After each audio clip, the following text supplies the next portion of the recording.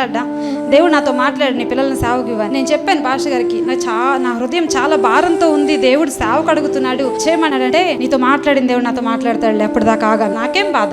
ఇప్పుడు నాతో మాట్లాడిన దేవుడు ఆయనతో ఖచ్చితంగా మాట్లాడతాడు కదా, నా ధైర్యం అది. ఎప్పటి నుండో స్టార్టింగ్ నుండి నేను చాలా ప్రశాంతంగా ఉన్నా, ప్రార్థన చేసుకుంటాను, నాతో మాట్లాడిన ప్రభువా నువ్వు కూడా మా పాస్టర్తో మాట్లాడాలి అని ప్రార్థన చేస్తా ఉన్నా. ఆ తర్వాత దేవుడు పాస్టర్ గారితో మాట్లాడారు. అట్లాగే కొన్ని పరిస్థితులు మన జీవితంలో ఎదురవుతా ఉంటాయండి. దేవుడు మనకు ఒకటి బయలుపరుస్తాడు, అది ఒకవేళ వాళ్ళకి ఆలస్యంగా బయలుపరచవచ్చు. అప్పుడు దాకా మనం ఏం చేయాలి?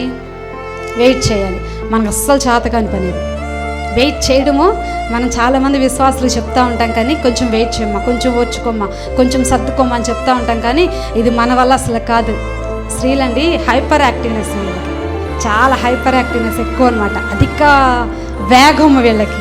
చేయాలనుకున్నది మనసులోకి వచ్చేస్తే ఏదైనా సరే చేసేయాలి అని అనుకుంటారు. అలాంటి తత్వం మనది.